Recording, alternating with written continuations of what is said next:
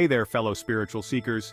Today, I want to share something that beautifully bridges the ancient with the modern, teaching us to appreciate the conveniences we often take for granted. So, let's dive into a little story from the Talmud, an ancient wisdom text that still resonates with us today. Once upon a time, the first person who ever made bread had a huge task ahead of them. They had to plow the field, sow the seeds, wait for the seeds to grow, and then harvest the crop. After that, they had to thresh the grain, grind it into flour, mix it with water, knead it, and finally bake it into bread. It was a process filled with countless steps and immense effort.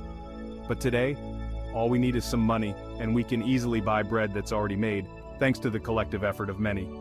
Back in the day, the tasks now divided among many were done by just one person. So, when we eat bread, it's important to carry a sense of gratitude for all the people involved in making it possible. Similarly, think about the clothes we wear.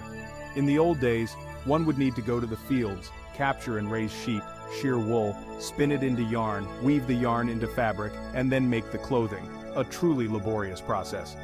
Now we can just walk into a store and buy the clothes we like, again, thanks to many people's efforts. Just like with bread, making clothes used to be a one-person job, but now it's a collaborative effort.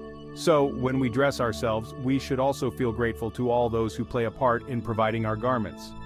This story from the Talmud teaches us that the simple acts of eating and dressing are supported by the labor of many.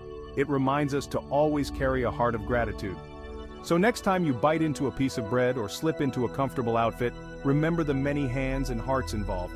Let's not forget to appreciate and be grateful for the incredible conveniences we enjoy today, all thanks to the collaborative spirit that roots back to ancient wisdom. Thank you for joining me on this reflective journey. Keep seeking, keep learning, and most importantly, keep appreciating. Much love to all of you.